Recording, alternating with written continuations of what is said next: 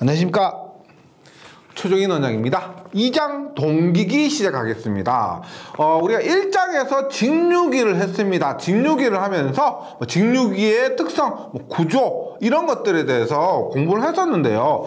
1장에서 했던 내용들이 많이 2장으로 갖고 온다라고 했습니다. 그래서 앞에서 했던 것과 용어나 구조 이런 것들은 매우 동일합니다. 모든 기기가 그래요.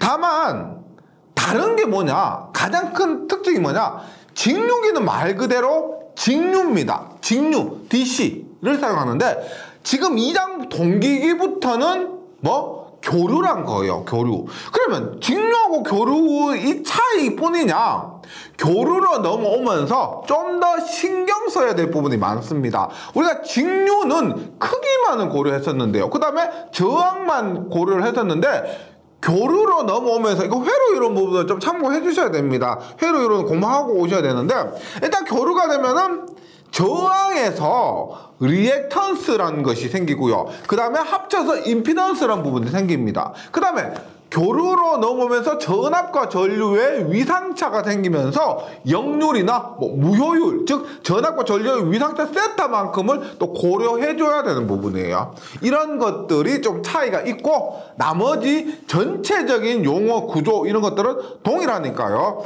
만약에 여기서 용어가 생각이 잘 안 난다 그러면 1장은 좀 참고해 주시면서 공부를 해 주시기 바라겠습니다. 그러면 교류의 시작, 동기기 시작합니다. 그러면 우리가 보세요. 직류기를 할 때는 직류전압, 직류전류를 만들고 혹은 직류전압, 직류전류를 입력하고 라고 해서 직류기입니다. 직류기요. 직류. 그러면 동기기는 왜 동기기냐? 왜 동기기냐? 우리가 보세요. 동기기라고 하는데 동기기는 싱크로너스 머신이에요. 싱크로너스 머신. 싱크로너스라는 것은 뭐냐? 우리가 동일하다는 겁니다. 동일하다. 뭐가 동일하냐? 주파수나 회전 속도가 동일한 거예요. 주파수나 회전 속도. 그래서 동기기에는 S가 붙습니다. 동기기에는 S. 보세요. 일단 우리가 회전수를 N이라 그러죠. 여기에 S가 붙습니다. 뭐냐? NS 뭐라고 할까요? 속도에다가 S가 붙어요.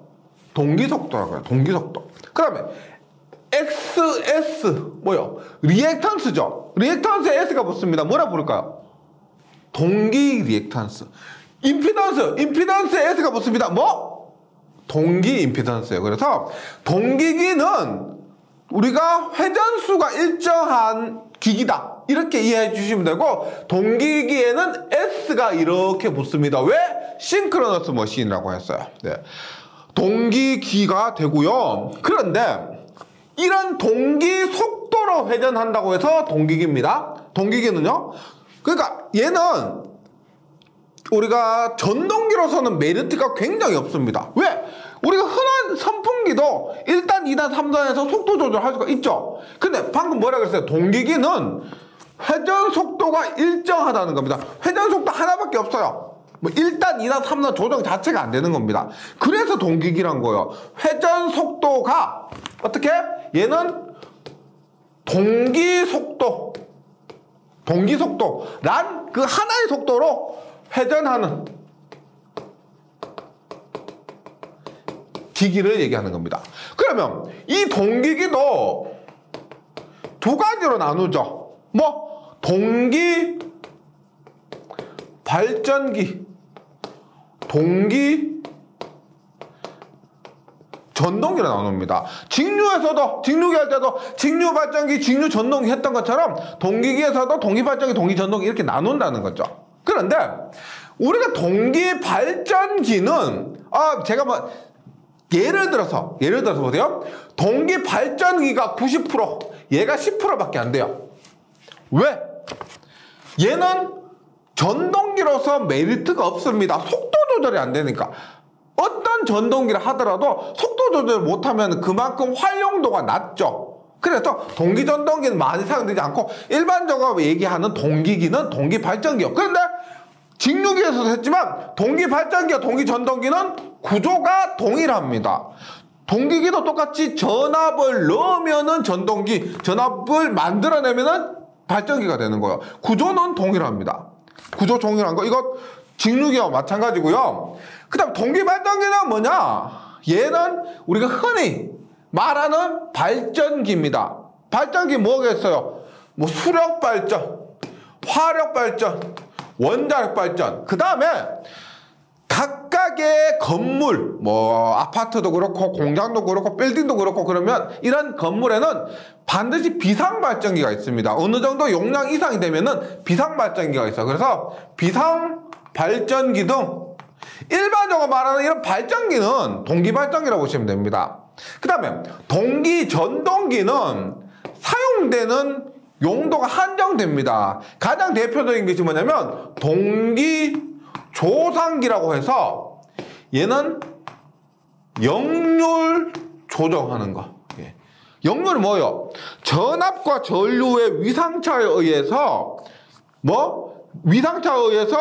역률이 존재하게 됩니다. 그런데 이때 동기조상기는 무효전력을 조정해서요. 무효전력을 조정해서 역률을 조정할 수가 있습니다. 그런 용도로 사용되고, 그 다음에 특별하게 뭐 KTX 이런 전차 있죠.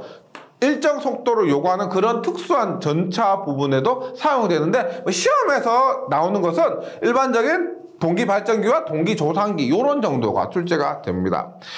그래서 교재를 한번 보도록 할게요. 동기기는 싱크로너스 머신이라고 합니다. 정상 운전 상태에서 주파수와 자극수에 의해 결정되는 일정한 동기 속도로 회전하는 전기기기로 동기 발전기와 동기 전동기가 있습니다. 여기서 나오죠. 일정한 속도, 여기서는 속도 조절이란 말이 없고요. 일정한 하나의 속도로 회전합니다. 먼저 동기 발전기는 발전소에서 사용하는 수차, 수력발전소는 수차죠. 또는 전기터빈은 뭐다? 화력발전소 이런 곳입니다. 운전되는 교류발전기는 대부분이 삼상동기발전기. 교류에는 우리가 보통 사용하는 것이 단상교류와 삼상교류가 있는데 효율적인 면에서 삼상교류가 더 효율적이죠. 그래서 삼상발전기를 많이 사용하고요. 그 다음에 동기전동기는 정속도 전동기로서 말씀드렸죠. 속도가 일정한데 속도가 일정하고 변함이 없습니다. 따라서 정속도 전동기죠. 정속도 전동기로서 비교적 회전수가 낮고 큰 출력이 요구되는 부하에 이용되며 전력계통에 전류의 색이나 역률 등을 조정할 수 있는 동기조상기로 사용되고요. 최근에는 정밀속도 제어 전동기로도 사용이 됩니다. 네, 뭐 우리가 동기기에서 공부해야 될 부분이 동기발전기와 동기전동기라는 것이고, 그 다음에 직류기에서도 했습니다. 뭐 직류기의 원리예요. 원리. 그러면 여기서도 동기발전기부터 시작을 하는데 동기발전기의 원리를 봅니다. 근데 이렇게 원리를 할 때는 알고 있는 직류기를 공부했죠. 그래서 직류기를 갖고 뭐 비교하면서 공부해 주시면 효율적이겠죠. 봅니다. 일단 직류발전기를 봅니다. 직류발전기는 이렇게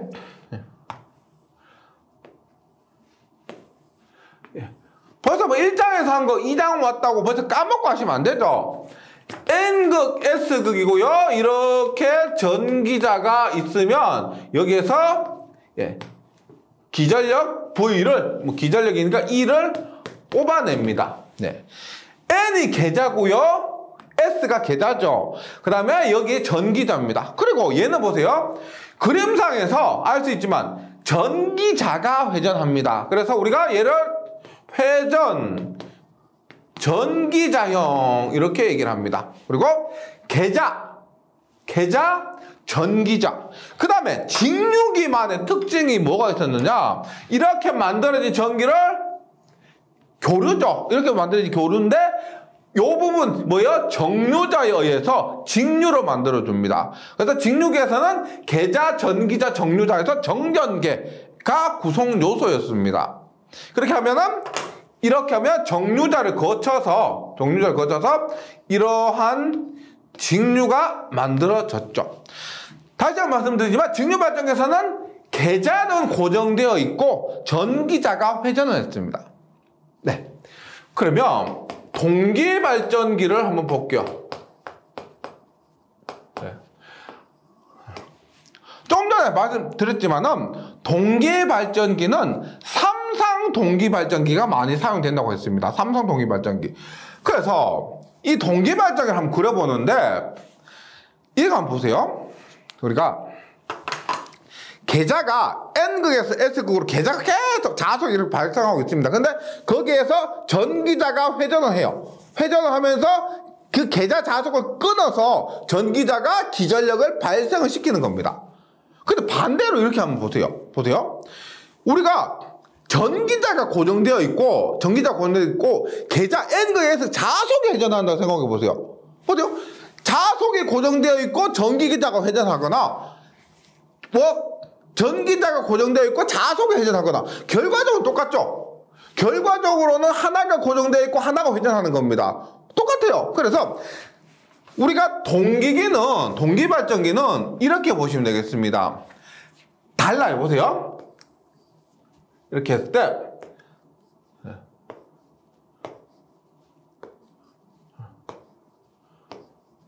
얘가 지금 전기자입니다.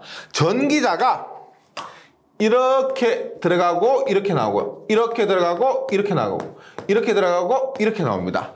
A상과 120도 위치의 B상 A 다시 B 다시 C 다시 이렇게 되어 있고 그 다음에 계자가 N극 S극인데 계자가 얘가 이렇게 회전하는 겁니다. 결론적으로 똑같다 그랬죠.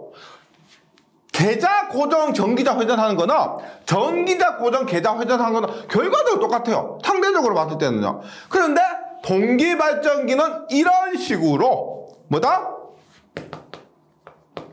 회전 계자가 회전하는 회전 계자형을 사용한다는 겁니다. 간단하게 왜 이렇게 사용하느냐면 잘 보세요.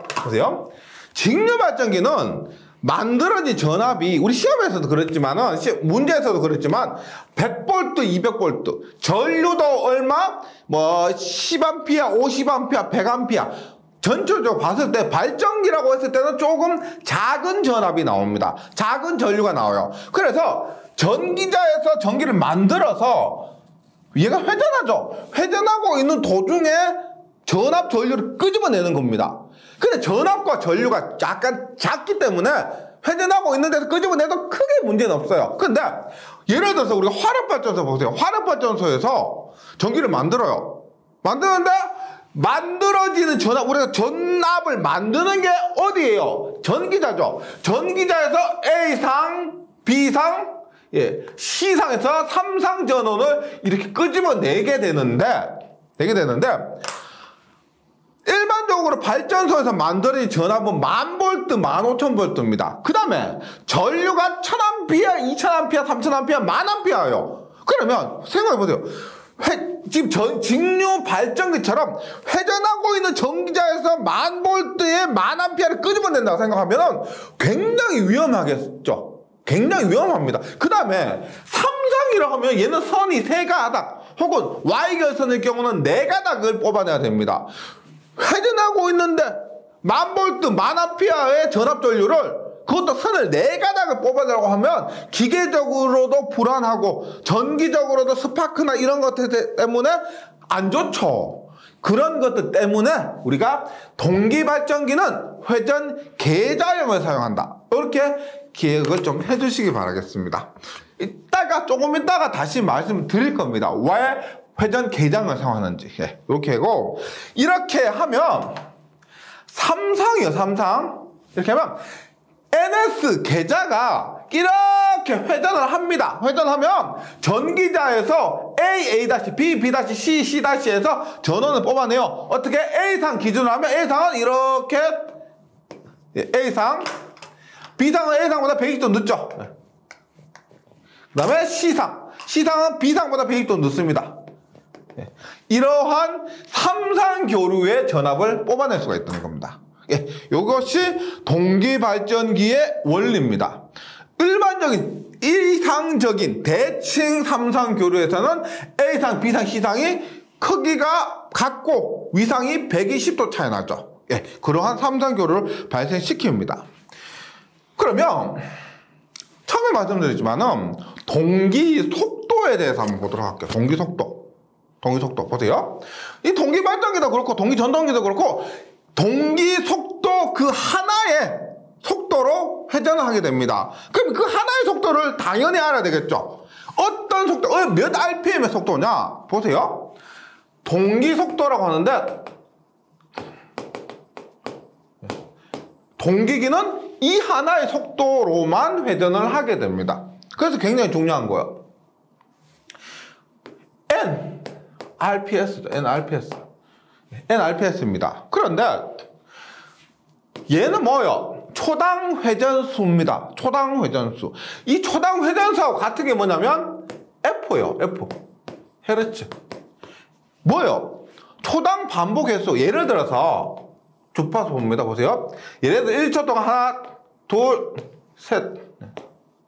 1초 동안에 3번 반복했죠. 이까지 1초가 걸렸습니다. 1초. 그러면 1초 동안 한 번 반복, 2번 반복, 3번 반복했다고 하면 얘는 뭐다? 1초 동안에 3번 반복. 이것을 우리가 3Hz라고 그러죠. 주파수로 하면 3Hz입니다. 근데 주파수는 1초 동안의 반복 횟수. 그 다음에 N은 뭐예요? 리사이클 퍼 세컨입니다. 초당 회전 횟수. 그러면 초당 하나, 둘, 셋 회전하는 것이나 초당 반복 횟수 한 번, 두 번, 세 번 반복한 것이나 똑같은 개념이에요. 예, 똑같은 개념입니다. 그래서 우리가 초당 회전수 RPS와 주파수 F는 같다라고 볼 수가 있습니다. 그런데 여기서 보세요. 보세요. 조금 전에 제가 그림 그렸지만 이게 N극, S극이요. N극과 S극입니다. 얘가 만약에 지금 N극 하나, S극 하나면 얘가 2극이죠. 2극입니다. 그럼 얘가 한 바퀴를 회전하면 360도예요. 360도. 근데 2극이니까 원래 N극 X 쌍으로 되어 있죠. 그래서 한 바퀴를 회전하면 360도입니다.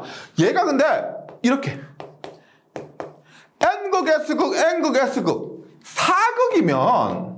4극이면은 한 바퀴 회전하면 얘는 2바퀴 회전한 것과 똑같은 효과예요.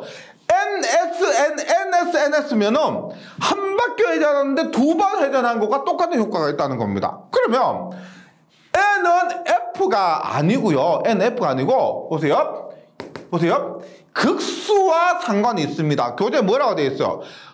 여기에서 요 주파수죠. 그래서 여기서 보세요. 주파수는 2극일 때는 N과 같습니다. 그런데 4극이면 한 바퀴 회전하는데 2번 반복한 것과 똑같다는 거죠. 2번 반복과 똑같은 거. 만약에 6극이다. 그러면 한 번 돌았는데 3번 반복한 것과 똑같다는 겁니다. 그래서 F는 2분의 P. 2극이면은 F는 N이에요. 4극이면은 F는 2N입니다. 6극이면 F는 3N이에요. 한 번 돌았을 때 극수에 따라서 여러 번 돈 것과 똑같은 효과가 있다는 겁니다. 똑같은 효과가 있다는 거.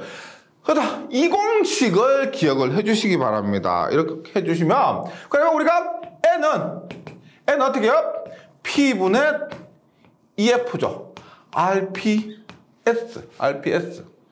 근데 우리가 보통 RPS 리사이클 퍼 세컨드 초당 회전수보다는 많이 하는 것이 분당 회전수죠. 분당 회전수 어떻게?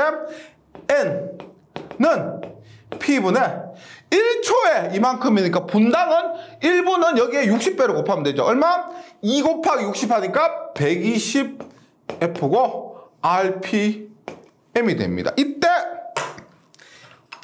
극수는 정해져 있고 우리나라 같은 경우 우리가 동기기를 만들 때 극수 한번 정하면 변하지 않죠. 그 다음에 우리나라 같은 경우 60Hz 주파수 변하지 않죠. 그러니까 만들 때 극수 고정되어 있고 입력하는 주파수 고정되어 있다면 이 회전 속도는 변하지 않습니다. 변하지 않아요. 뭐 NS 이것을 우리가 동기 속도다라고 합니다.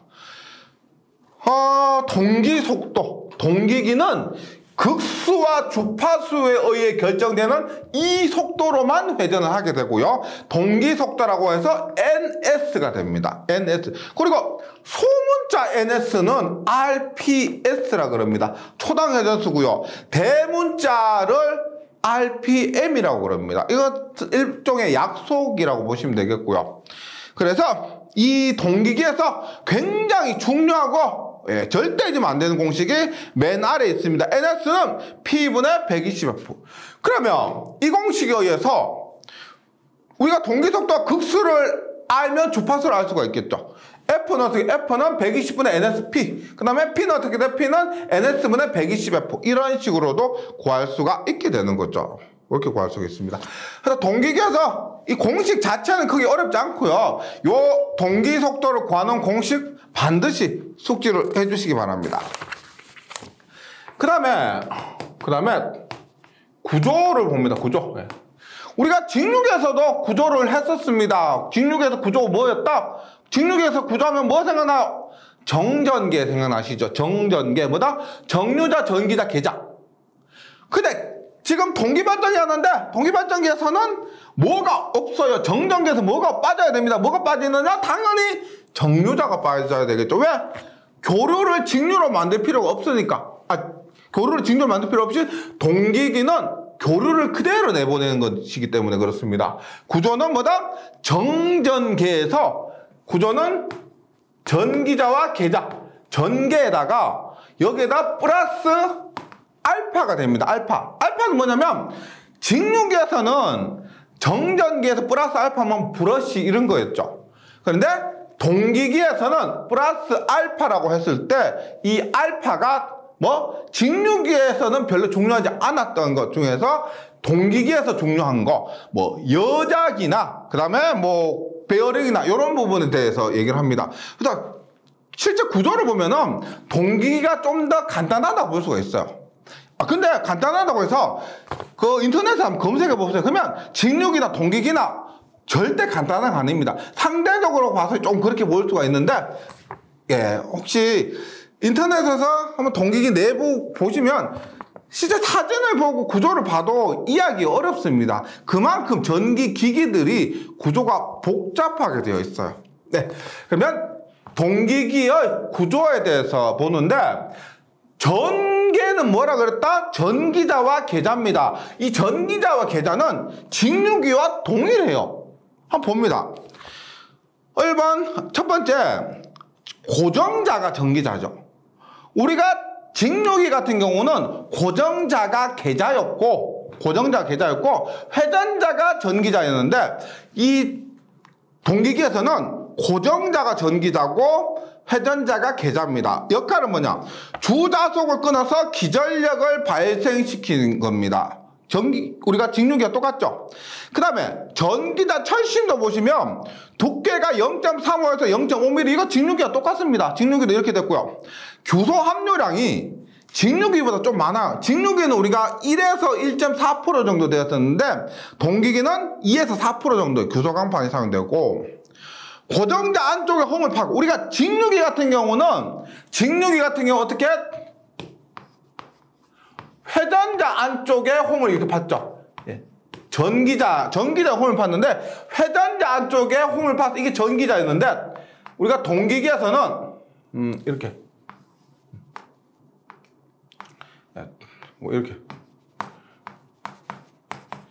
고정자 안쪽에 홈을 파고 권선을 감았습니다. 그리고 매 장마다 절연하고 성취시켜서 맴돌이 전류의 발생을 방지하다. 이것은 모든 기기들이 공통이고요. 그 다음 전기자 권선도 직류기와 동일합니다. 직류기 할 때 우리가 뭐 고상권에, 패로권에, 2층권에 그 다음에 뭐 중권, 파권 이렇게 했었는데 지금 여기에서도 전기자 권선은 2층권이 주로 사용되면서 소형인 것은 둥근 것, 중형 이상에서 평각동선. 이거 똑같아요. 똑같습니다. 그 다음에 회전자, 계자 봅니다. 계자는 주자속을 발생시키는 거예요. 요거 회전하면서 자속을 발생시키는 건데 얘도 두께 1.6에서 3.2mm의 연강판을 성층에서 사용하고 그 다음 계자 코일도 여기 보시면 이렇게 되어 있습니다. 지금 제가 이렇게 그렸는데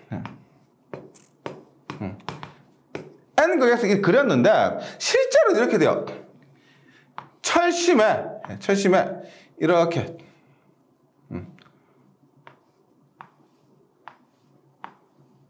이렇게 해서 직류 전원을 공급합니다. 그러면 보세요. 이렇게 전류가 흐르면 이렇게 전류가 흐르니까요. 얘가 지금 N극이 되고 얘가 S극이 되죠. 그 다음에 요게 뭐냐면 직류입니다. 직류. 요 부분이 뭐냐면 계자죠. 계자를 편의상 이렇게 표현한 거예요. 이렇게 한 것이고 얘를 우리가 뭐라고 하냐면 직류를 공급하는 여자기라 그러면 여자기. 동기기에서 자속을 발생시키기 위해서 직류 공급해주는 직류 전원은 직류 여자기라고 그럽니다. 그래서 계자 코일도 얘를 얘기하는, 요 감견 얘를 얘기하는데, 계자 코일은 여자전을 공급하는 직류 전원 공급 장치고요. 계자 코일은 소용량계에서는 이중면근 환동소 또는 평각동이 사용되면서 중형 이상 대형계에서는 나동대를 평권으로 감아서 사용합니다. 네. 그 다음에 여자기, 우리가 직류기 할 때는 여자기에 대해서 하지 않았는데, 지금 여기 플러스 알파에 대해서 이 여자기가 있습니다. 여자기가 뭐냐면, 지금 계자권선에 여자 전류를 공급하는 직류 전원 공급 장치입니다. 얘예요. 그럼 제가 지금 얘를 직류 전원으로 간단하게 그렸는데 이 직류 전원이 실제로는 교재에 있는 3가지로 이루어집니다. 보세요. 종류가 3가지가 있다는 거죠. 직류 여자기는 소용량 기로서는 직류 분권 발전기, 우리가 1장에서 했던 발전기 있죠. 그 중에서 직류 분권 발전기가 이거 직류 전원을 발생시키는 그 여자기로 사용된다는 겁니다. 중량기 이상에서는 복식 2가지 이상 여자 방식으로 주여자기에는 복권 발전기 또는 타여자 발전기, 부여자기에는 분권 발전기가 사용이 됩니다. 그래서 이 여자기가 직류 전원을 발생해야 되는데 그 직류 전원을 발생하는 것으로 직류 발전기가 사용된다는 겁니다. 네. 정류기 여자기 말 그대로 뭐다? 정류를 시킨다는 겁니다. 얘는 자여자라고 보시면 돼요. 보세요.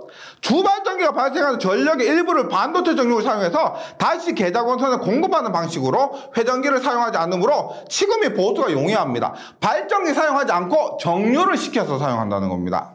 브러시레스 여자기는 동기발전기 축단에 필요한 용량의 회전 전기자형의 교류 발전기를 사용하고 이 발생된 교류를 회전자상에 설치된 반도체 정류기로 정류해서 계자권선을 공급하는 방식. 브러시레스 여자기. 그래서 여자기의 종류는 직류 여자기, 정류기 여자기, 브러시레스 여자기 이런 식으로 되어 있고요.